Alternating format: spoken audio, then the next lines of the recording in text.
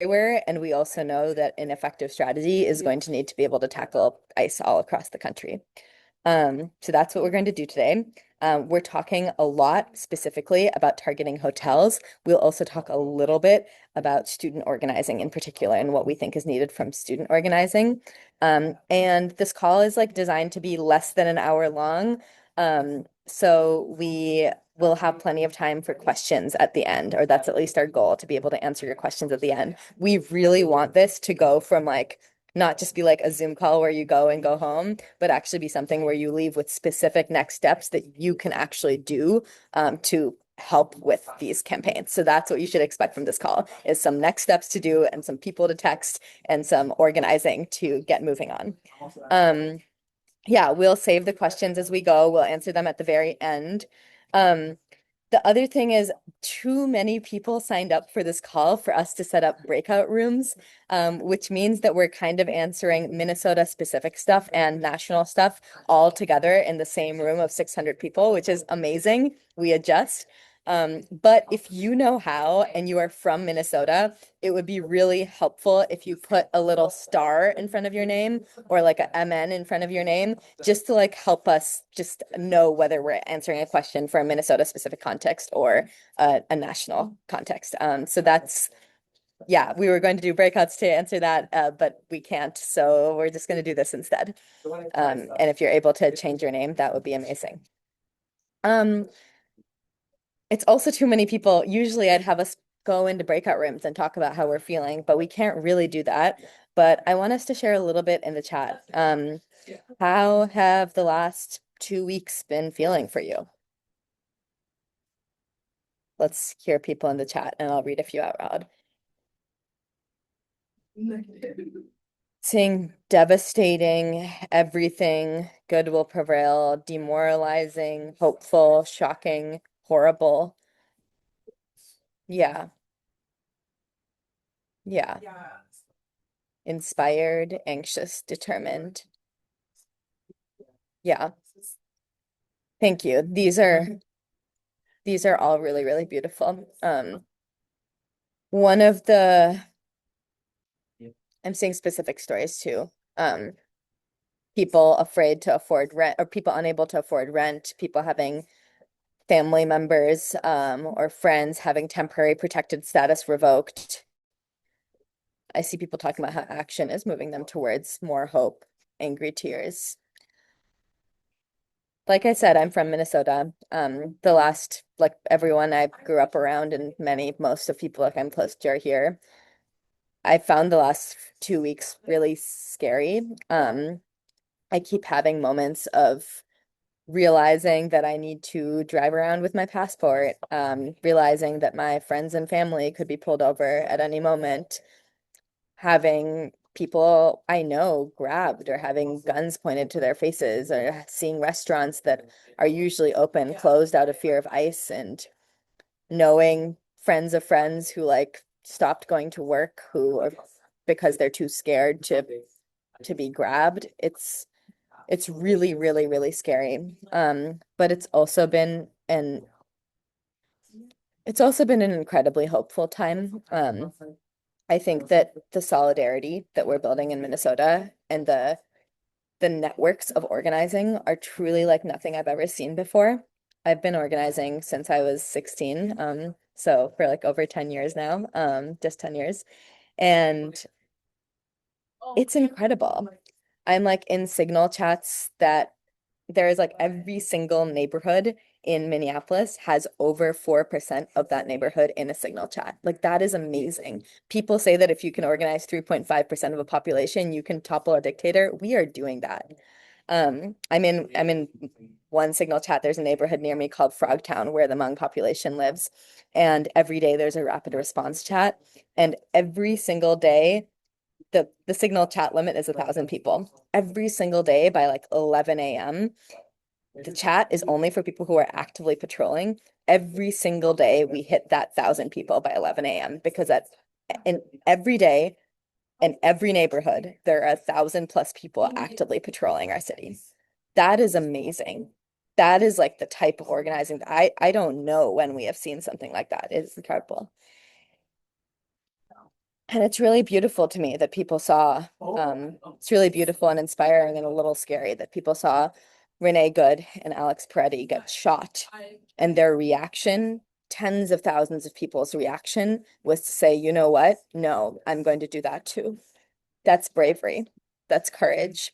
That's courage beyond what Donald Trump or Elon Musk or ICE agents could ever, ever, ever dream of. So I'm really proud to be from Minnesota right now. I think we're building the type of power that is not just for this moment, not just to kick ICE out, but is an example for the rest of the country and could turn the tide against this regime, could turn the tide against authoritarianism, and could be the type of organizing power that not only can stand up to the bad, but can actually start to build the good as well. Because at the end of the day, I'm in this for a world where we can like drink clean air and, or sorry, drink clean water and breathe clean air and be not afraid for our neighbors to go outside and have a hopeful future to look forward to. Like, we started as a climate movement and I still have that hope of like building a future that works for all of us. That's how I'm feeling right now, and I'm really appreciating everything people are sharing in the chat.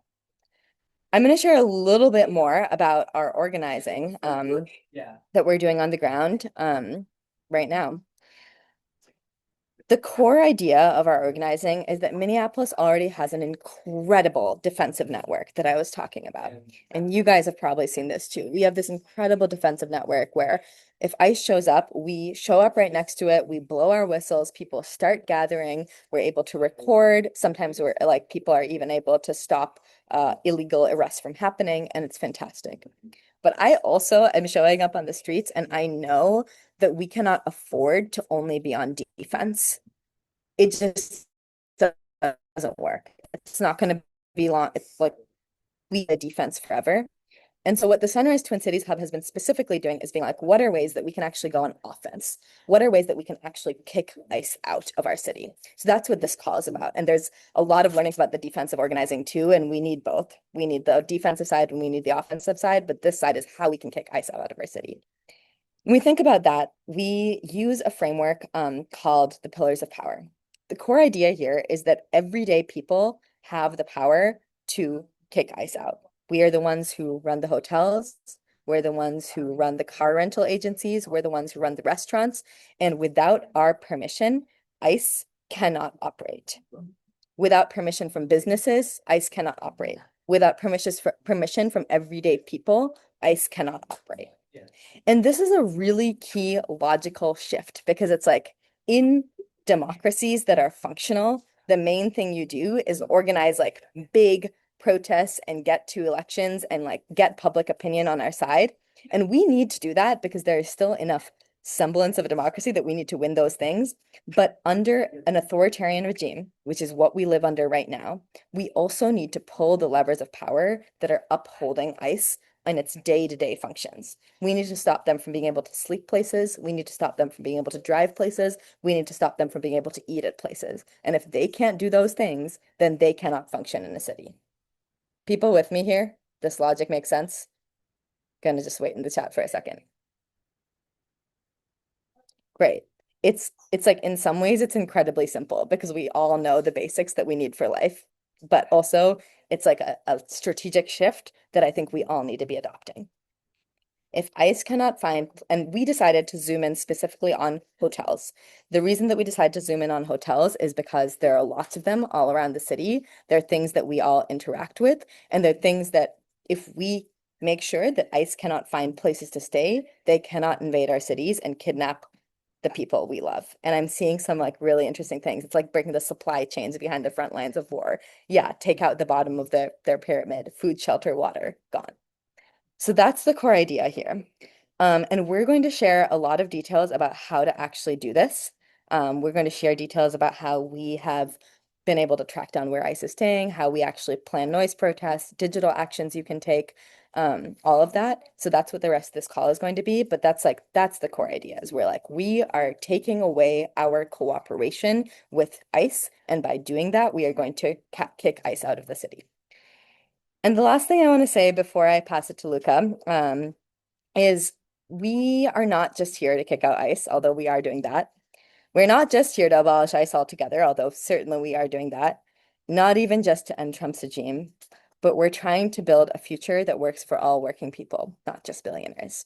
And that means running this hotel campaign, but it also means building all types of power. It means building like the types of student strike power that can make sure to halt this country and lead the way for many, many people to follow. It means building also electoral power so that we make sure that we don't have this like feckless, spineless Democratic Party that refuses to even block ICE funding, and that we can actually replace them with a party that can actually stand up for everyday people.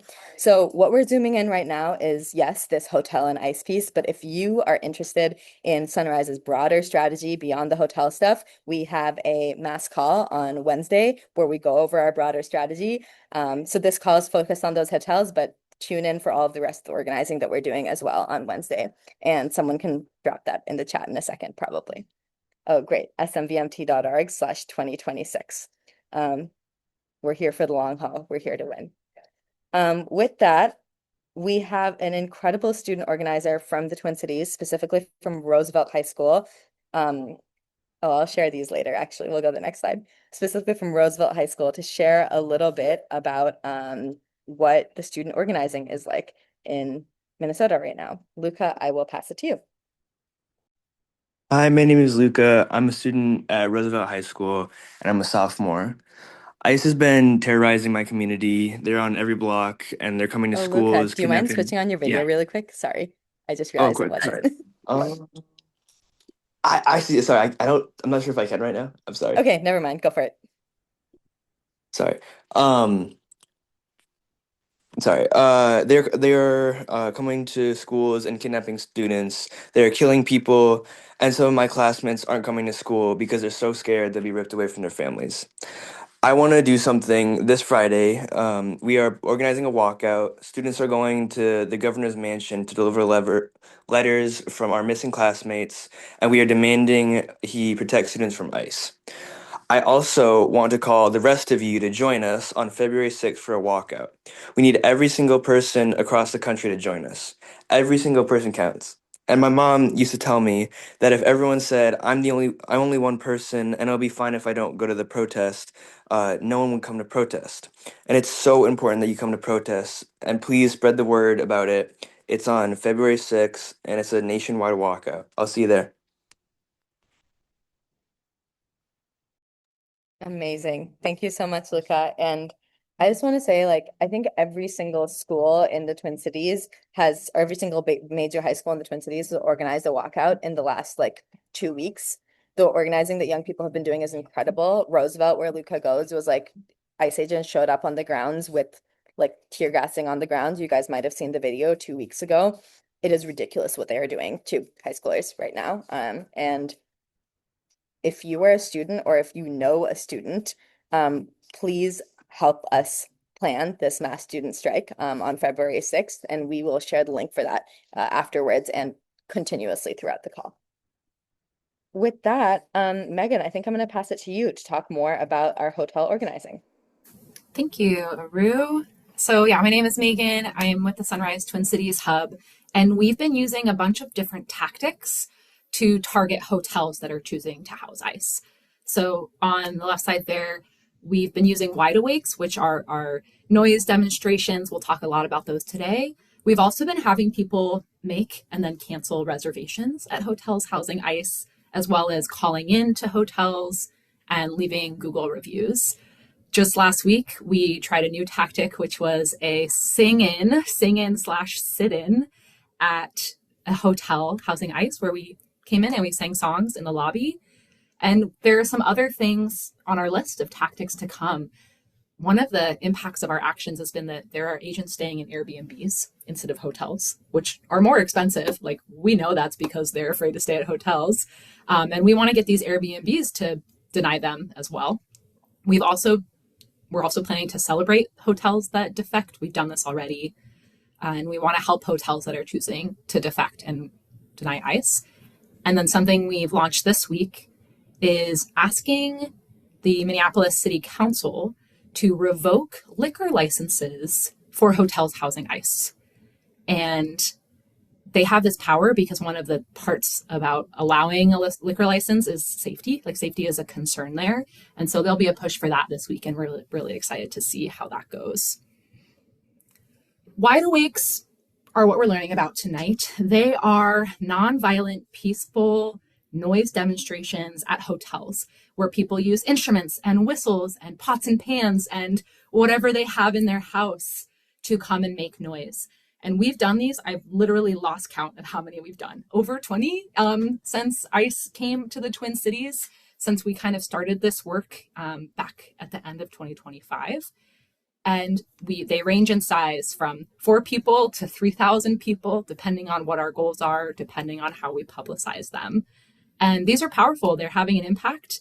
They're also fun, for real. Like people enjoy being out there. It's a cathartic, community-based action where people can vent their frustration and have an impact at the same time. So that's been really powerful.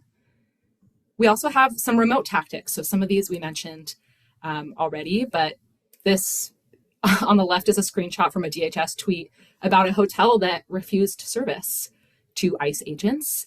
And on the right is a graphic we've been using to have people encouraged to make and cancel reservations. And these are working because we also understand that not everybody can get out and protest in the streets. So there are remote tactics as well. And what we're doing is working. What we're doing is working. There are hotels that are denying agents reservations. Agents are often leaving hotels after these protests. There have been 2 hotels in the Twin Cities that have paused operations temporarily out of concerns for worker safety. So they're not housing anybody. They're looking to keep their workers safe. Hotel workers are terrified right now. So it's working. We have heard of other hotels denying reservations. And because we're targeting these hotels, agents are having to change their patterns. They park blocks away. They have to be really careful about hiding that they are ICE. And every moment that they waste parking farther away or having to be shuttled to these hotels so they're not detected, every moment that they waste is a moment that they're not out kidnapping the people that we love. And so we already talked about this, and we'll put these up again, but these are some key links and tools. So we have this like Twin Cities Toolkit, which is a guide to wide awakes. And what we're going to do in this next part of the training, which Sean will be leading, is we're going to kind of walk through that toolkit. But you have that resource as well, and it'll be dropped in the chat. And then we also have this remote action toolkit if you're not ready to get out in the streets, different ways that you can support from home.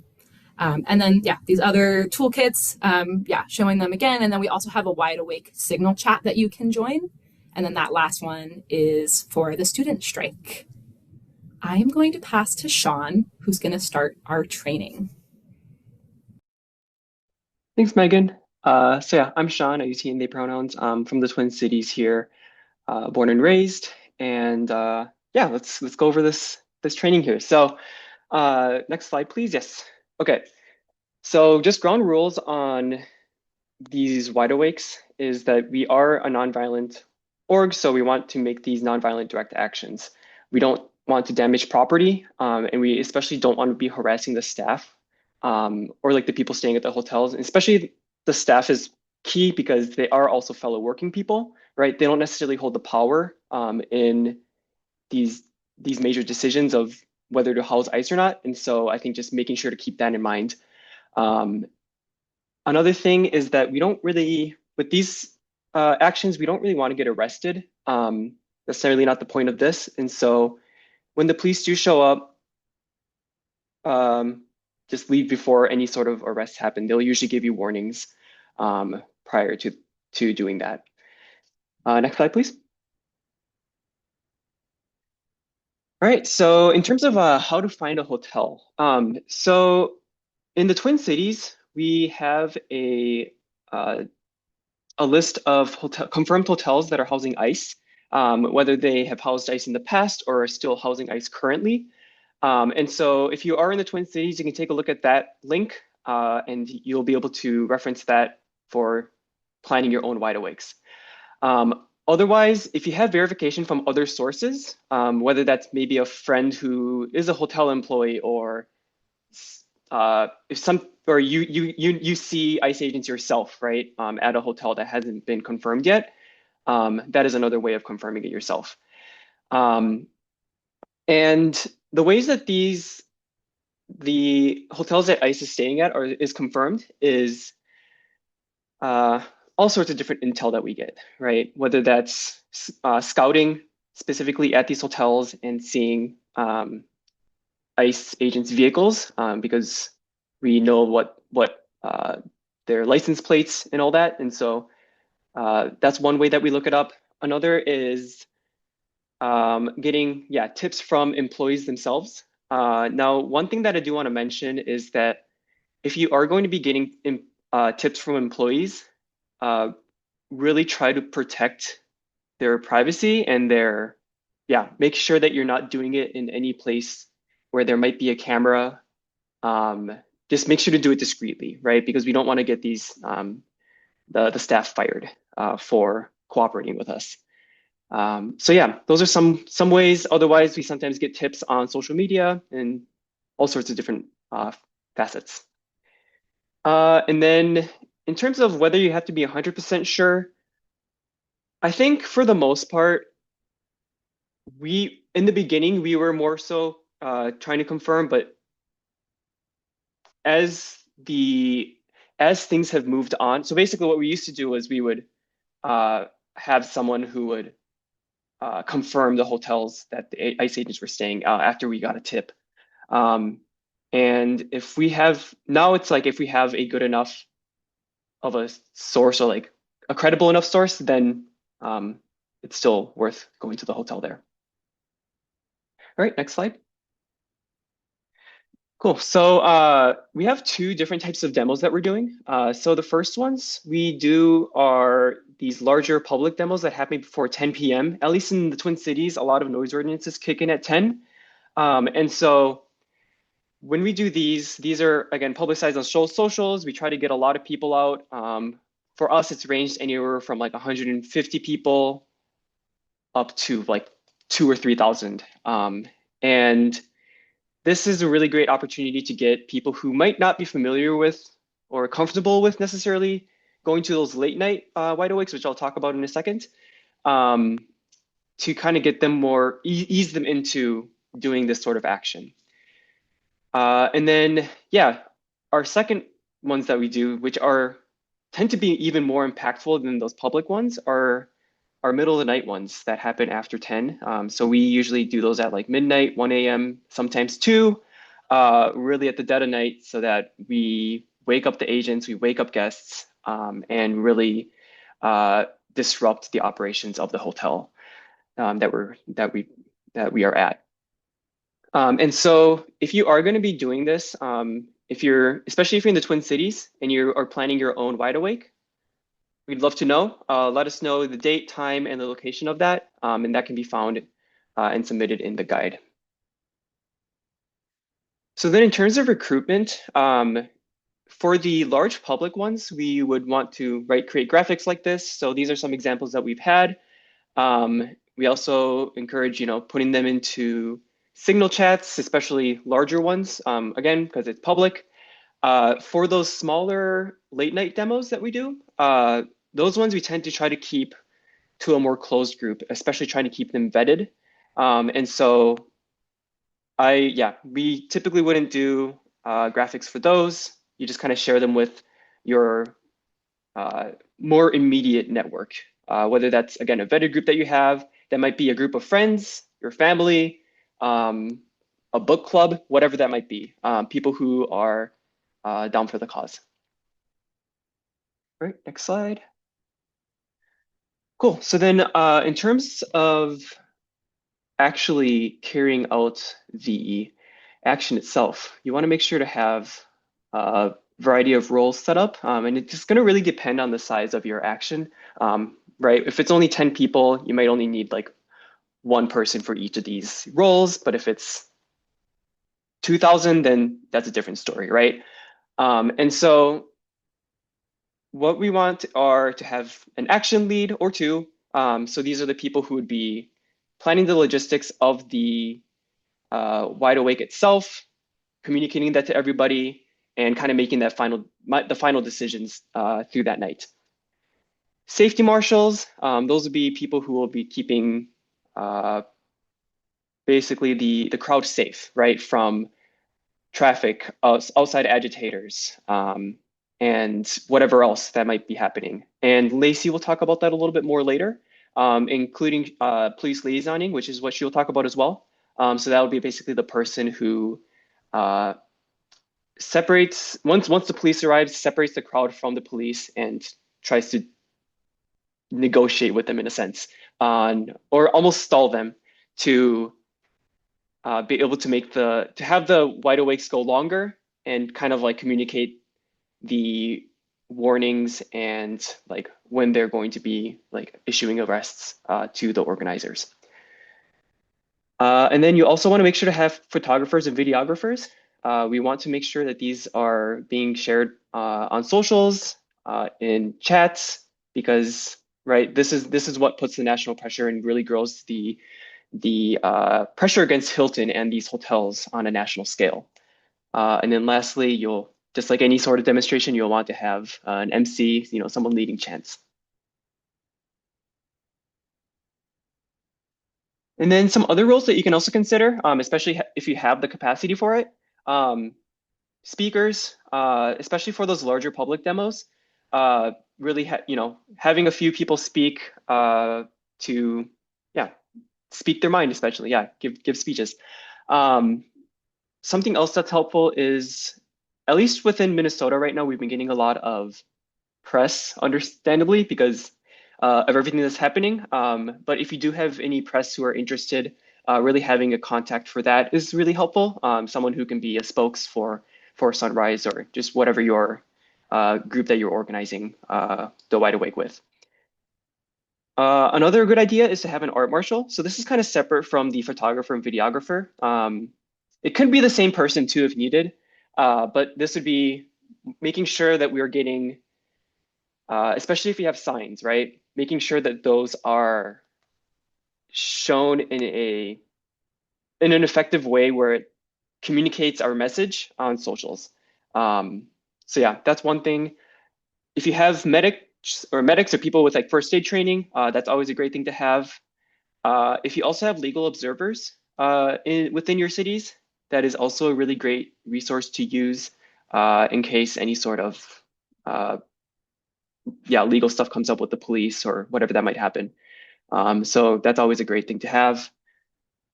And yeah, in terms of like recruiting for roles, like this is an example here. Yeah, you can just really throw that in the chat, have people react with what role they want to take, and then going from there.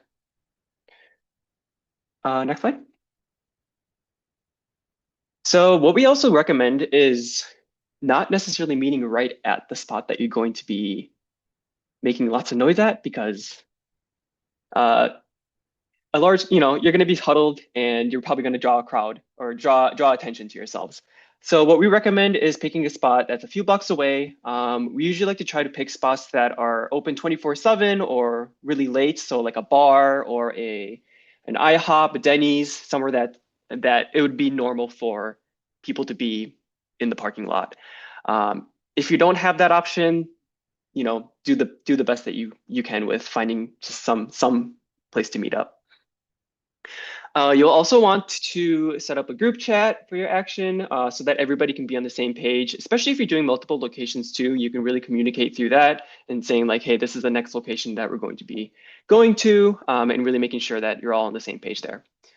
And then another thing is making the art. So, right, we have banners, posters, it might be buttons, really those key pieces that really communicate our message of why we're actually doing this. And that we're not just doing this for no reason. Next slide. So then what it's going to look like when you do it the day of is typically, right, you'll want to go to your meeting spot. We really typically like to do a quick briefing going over ground rules like we did in the beginning here, talking about who is in what roles, what are we going to do when the police show up, and really just kind of reminding people of that plan right there. We also like to try to encourage people to break into buddy pairs when we start. So people who can be accountability partners to exchange contact info, especially because these are happening late at night. And so first off, having people be accountable for each other when they go home and like being able to let each other know that they got home safe. And then also like if anybody does happen to get arrested, like that accountability partner being the point of contact. And whether that's like also exchanging emergency contact info too, that's kind of up to those pairs. And then, yeah, we'll make sure to have someone who takes photos and videos. Again, that is very key. And then safety marshals will de-escalate any sort of conflicts, especially like hotel guests who, were woken up quite abruptly in the middle of the night. They might not be happy. And so trying to explain the situation to them and separating them from the crowd if needed. And then, yeah, again, encouraging you to leave when the police tell you to so that we don't have any arrests. And then afterwards, if you're able to, debriefing is always great. Really thinking about like what went well, what could we do better next time, and then kind of learning from there so that you can continue to grow in your organizing of the wide awakes. Next slide. All right, and then Lacey will be talking about police liaison and safety marshaling. Yeah, hi everyone. My name is Lacey. I use she, they pronouns, and I'm with the Twin Cities Hub for Sunrise. So I'm going to talk a little bit more in depth about police liaison and safety marshals. These are two pretty key roles aside from the primary organizer of an action that really help to structure the action and make it as safe as possible and make sure that everyone is able to focus on what they're there to do. And the safety marshals and police liaison are really helping to wall off any outside agitators or threats that might put the protesters in harm. So I'll start with police liaison. A police liaison should be typically just be one person, depending on how large the action is. You could potentially do two people, but one person should be the primary contact. And as soon as police arrive on a scene, that person should go and talk to the police. They should introduce themselves. Oftentimes, I just start with my name and asking the officer what their name is and then how their day is going. Kind of uh, just establishing a relationship, quote unquote, so that they know that you are there to do a job and that they're the ones that should talk to you. That includes on top of your name also saying, "I'm the police liaison here, and if you need to speak to anyone, come find me first and foremost, and I will communicate that with my colleagues." So whenever police communicate something with you, typically when you make that first interaction, oftentimes they will kind of show their cards of what their intentions are, if they have intentions upon arrival at the scene. Oftentimes, I will kind of let them lead with what their intentions might be. And if they kind of go silent after the introductory phase, I'll say we're here protesting ISIS presence in this hotel. We're nonviolent, peaceful protesters. We're doing a few laps. And that's all. And some police will say, as long as you stick to public sidewalks, that's fine. Sometimes they'll give you, like, if you do X, Y, and Z, no problems. Sometimes they just say, okay, great.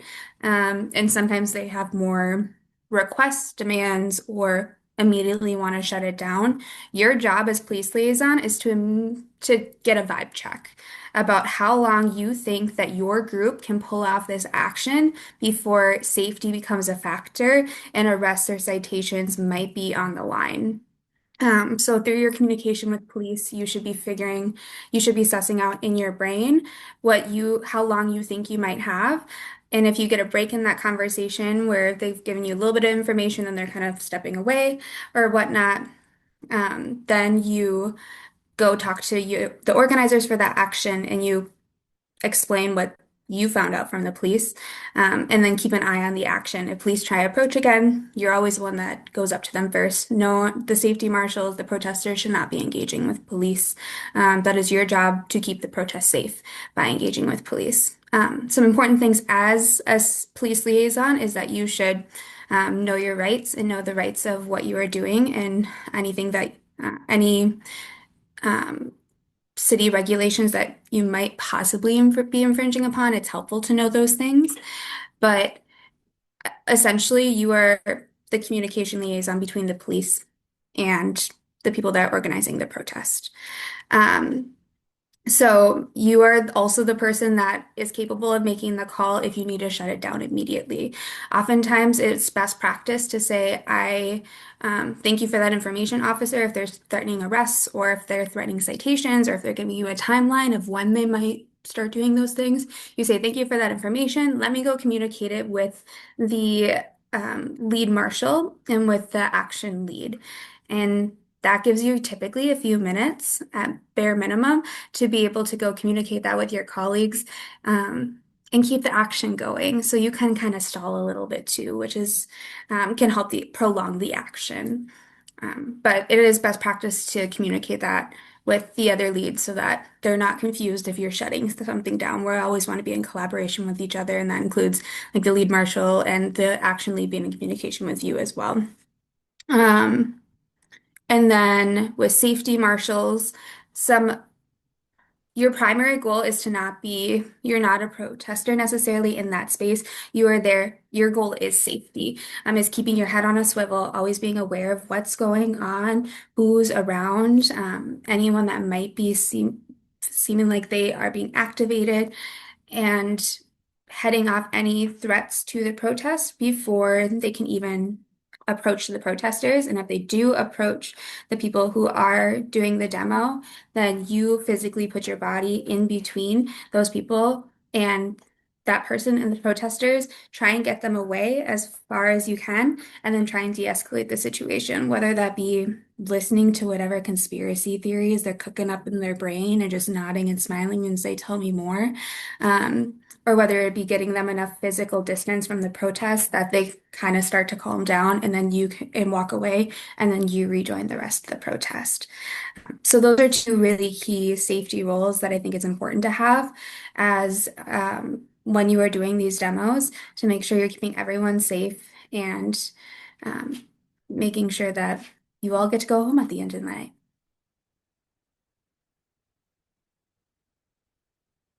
We can move on to the next slide. Yeah, great job. Thank you, Lacey. We're going to pass it over to Aru. Amazing. Switching on my flashlight again. Um, y'all, we're gonna spend a little bit of time talking about like just taking questions and everything. That's what the rest of this call is for. But I didn't want to close us out before just like taking a moment to recognize how incredibly historic this organizing is. How like innovative and creative and how we're thinking about new tactics all the time. And it's incredible. Like I really want us to feel proud of what we're doing right now. And yes, it is a terrible, terrible, terrible circumstance that has brought us here. But when I look at the density and creativity and bravery in the organizing in Minneapolis, I really do believe that we're going to win. I really do. And I see people starting to organize right now in the chat and keep exchanging those signal names. But I believe that the most powerful organizing comes out of hope and love for each other and love for our homes and love for our neighbors. So I believe that we can win. Go to the next slide. Okay, next slide again. We've been putting this in the chat the whole time, but these are, oh wait, can you refresh the slides? This is actually like one link is out of date. Thank you.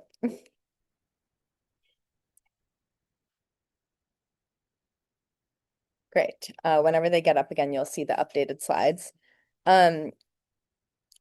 These are the 5 links that you basically are going to need if you are in the Twin Cities. If you're in the Twin Cities, we have a toolkit for people in the Twin Cities. It's smbmt.org/TC awake. Join that, like click on that link. There's a form you can fill out if you're planning on planning a wide awake. There's a link about how to do digital actions. Link up with the Sunrise Hub. We would love, love, love to know when you are doing your wide awake so that we can track the ones that are getting hit If you don't want to tell us, that's fine. It's just like fun to be able to publicize, oh wow, we hit 20 hotels this week. So if you're doing one in the Twin Cities, tell our hub about it. There's a form you can fill out. There's like places you can upload photo and video. That would be amazing. And you're gonna get this later. If you are like, I love this idea, but I can't bring myself to like actually plan a wide awake, or I don't know where there is a Hilton that's hosting ice in my area or a hotel in my area, there are like remote things we can do. We need to love that. We need to like repeal those liquor licenses. We need to call them. We want to review bomb them and booking.com. We want to book hotel reservations and cancel them last minute. There are real concrete digital things you can do. And if you can only do things digitally, I would highly, highly, highly recommend like inviting 5 friends over and taking an hour to go through all the action steps together and like sending them out to all of your friends. That's really a way that you can turn even digital actions into organizing. So planning like a digital action, like little party is a great tip. If you're somewhere nationally, there's a guide for you to plan a national wide awake. After you read through the guide, or it may be already if you know, if you actively want to plan a wide awake, you can click this chat. We would love for you to join the chat. We really do want to keep the chat to people who are actively planning so that we can like actively support it. I also see people planning things in the chat right now and exchanging Signal usernames. So I see the Bay Area Hub is like inviting y'all to the Bay Area Signal. I see some Maine people exchanging signals. I see some Texas people. Just keep doing that in the chat. We wish we had a way for you to do it more easily, but we're gonna do it in there for now. The chat to plan a wide awake is smvmt.org/wideawake chat. And I'm just saying that people are coordinating in the Zoom chat right now, which is incredible. And last, but definitely not least, we really are going to organize a bunch of students for a day-long student strike on February 6th. And our call for that is going to be this Tuesday. If you know a student, if you are a student, go to, actually, I'm going to have everybody do this right now because there's no way that all 745 of us don't know at least one student in our lives. So type in the link smvmt.org/students against ICE and send it to at least one student that you know and tell them to get on the call. And when you have sent that message, I'm going to have you put a exclamation point in the chat. You can send it to more than one, but I'm going to make sure we all send it to one. Gonna wait for those exclamation points. The call's on Tuesday, the walkout's on the 6th. Oh, I see one exclamation point. Oh, I see them rolling in. Yeah, more for more students. Maybe put in the number you sent it to.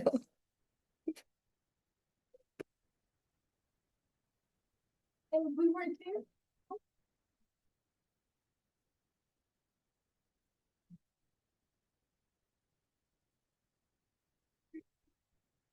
Amazing. I'm seeing these exclamation points rolling in.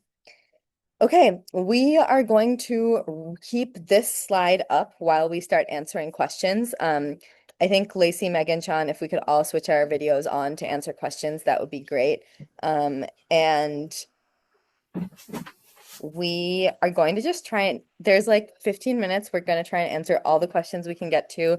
I think a few of us could stay like 5 or 10 minutes after if we need to. And maybe again, if you ask a question, explain what, like, note whether you're in the Twin Cities hub or not. And if you have, I see some hands raised. If you have additional questions, just drop them in the chat. Alex is helping us compile them. And so we've been like sort of logging some of them. Cool. So let's get started. So I'm going to answer some of the questions that you've already asked. One, how do I learn more about the different roles, action, art, safety needed to make this action happen? Great question. In the Twin Cities and the National Wide Awake toolkits here, there's a tab that goes into these in more detail, and you can learn more about what the responsibilities are. And then keep in mind, people don't need to have experience with these things to do them well. It's great to have experienced police liaisons. It's great to have experienced safety marshals. But if you can teach someone about what that role is supposed to be, they can learn on the fly if they know the core principles there.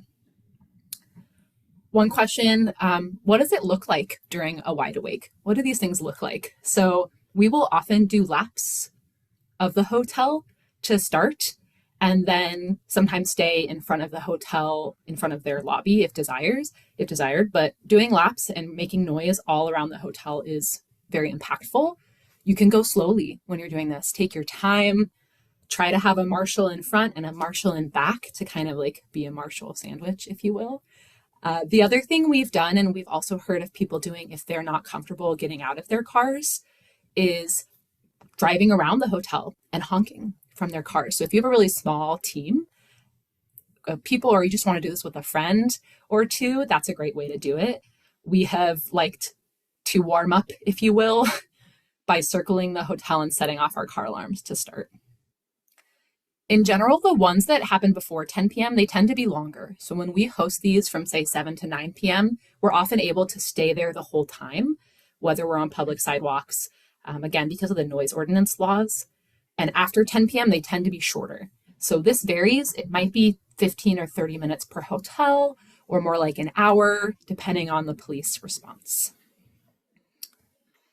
And yeah, this question, why is getting arrested not strategic for Wide Awake? Aru or Sean, do you want to speak to this? Yeah, I can say something about it.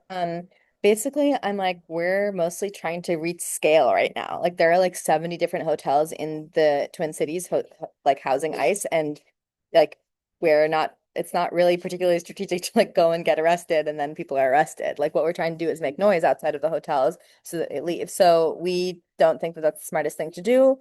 So we leave when the police comes. We're not doing anything illegal. It's, we're just making some noise and then we leave.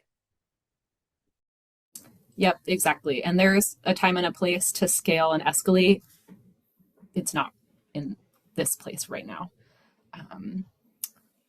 A quick question. So someone asked about how do I join the local signal chats in Minneapolis that Aru was talking about. There's a great resource called Defend the 612, and that is defend612.com. And if you go there, you can sign up and pick a neighborhood, and they have like information on how to join those chats. Megan, can I add to that? Yeah, please. They are also like overwhelmed, as we all are here in the Twin Cities, so it's taking them a minute to add people to chats. But I'd say the best way to get in those chats is literally go talk to your neighbors because I'm sure they're in it. And oftentimes these chats already have a vetting process where they'd like for you to meet up with someone in the neighborhood just to see that you're a human first. So go talk to your neighbors. That is honestly how we are gonna like that's how we organize. That's how this movement grows. Is we get to know the people around us, and that's how Minneapolis is staying as somewhat sane as it is at the moment. Is neighbors coming together. So chat with your neighbors too. I love that. This question, how do I know if ICE is in my community and where are they staying? So I want to use the answer to this question to talk about what I think has been one of the biggest strengths and one of the biggest reasons why Minneapolis has had such a strong response is that we are able to collect license plate data quickly, regularly, and efficiently. And that allows us to track where agents are going and alert those rapid response networks where those agents are. And it allows us to figure out where they're staying.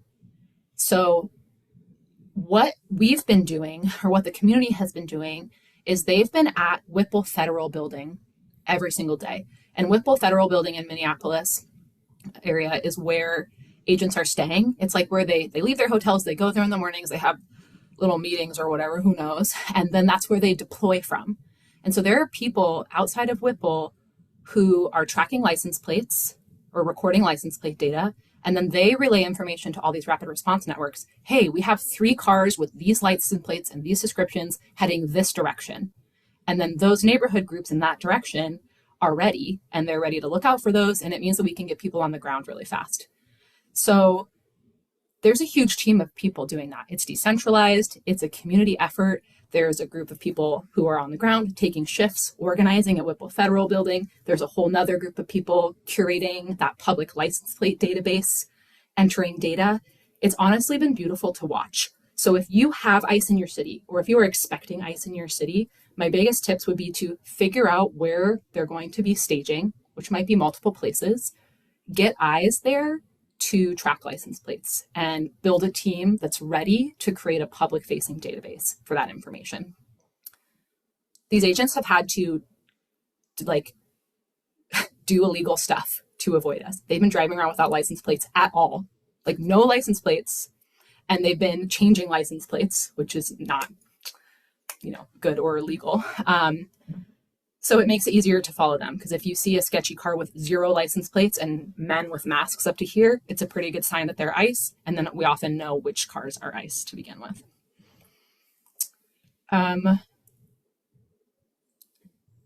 Aru or Sean, do you want to speak to this question? Does it work to call my reps and my senators? And how are we planning to factor all of our Hilton actions into the budget fight, given that so much of it is centered around funding for these agencies? Yeah. First of all, if you want to learn more about our political strategy in general, we would love for you to come to our Wednesday call. That's smvmt.org/2026, I think, where we're going to hear from some current representatives, some people running for Congress. I think changing the way the Democratic it is ridiculous that the Democratic Party is like voting to increase funding for ICE as they're literally murdering people in our streets. It's absolutely disgusting. I definitely think we need real strategies around the Democratic Party. There are like 7 people who voted to increase ICE funding when they shouldn't have. We should be showing up outside of their house in the middle of the night and asking them to have voted differently. That is something that we're looking into strategy. So if you live in one of those districts, like, yeah, show up to Wednesday. We're going to be talking more about our political strategy. And we can talk about it there.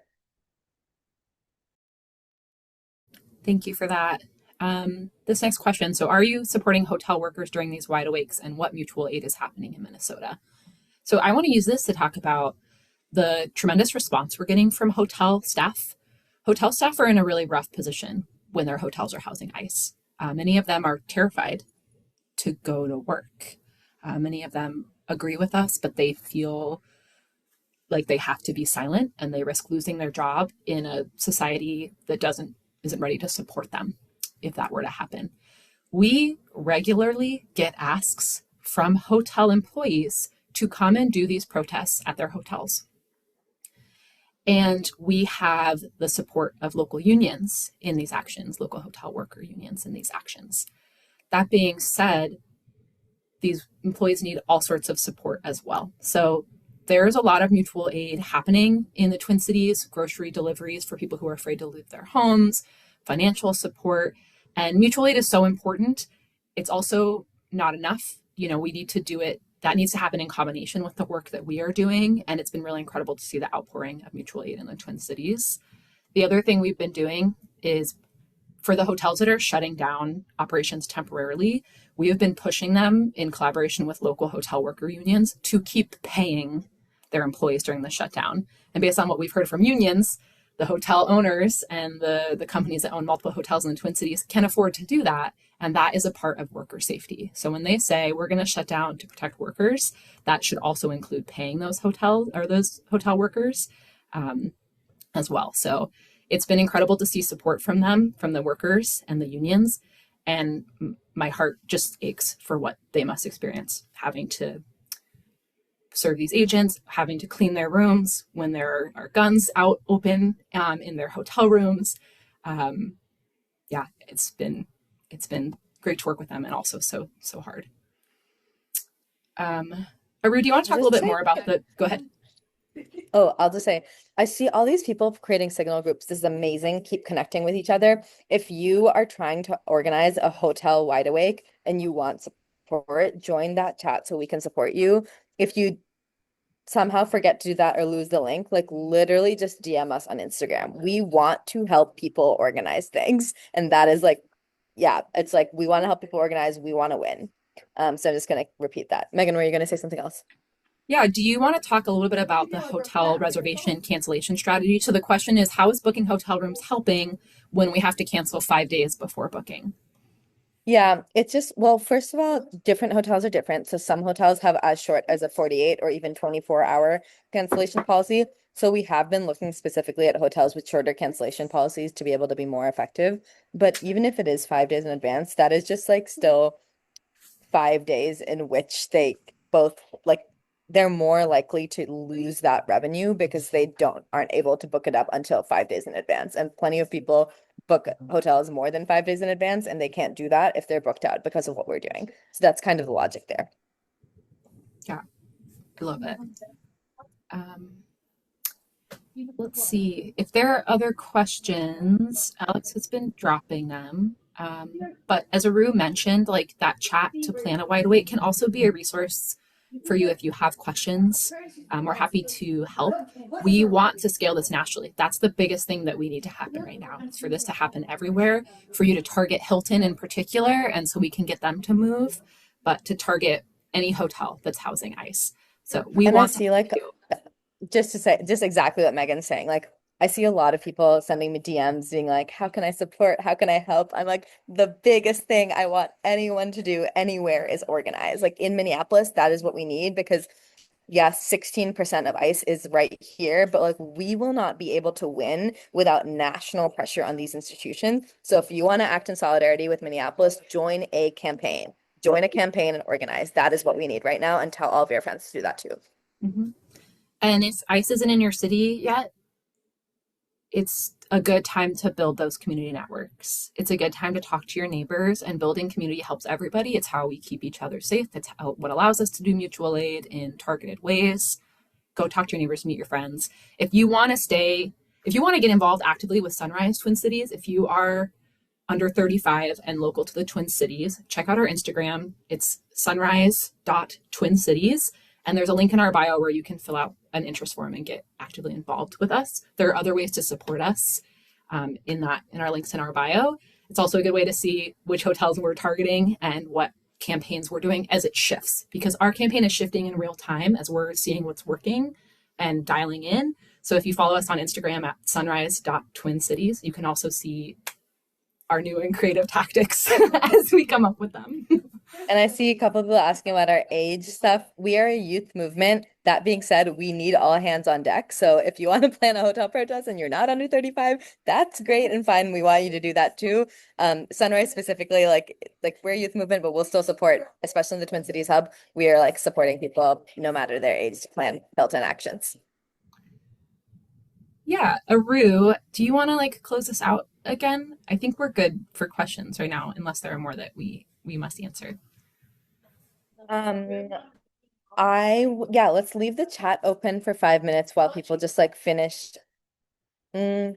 Can people like put something in the chat if you have like done at least one of these next steps of like signed up to host a wide awake or joined the chat or like joined a different planning chat, sent the strike?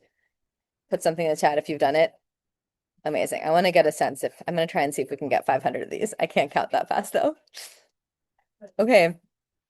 Amazing. Cool. And follow up with us if you need support organizing. Yeah, I will close this out. Um,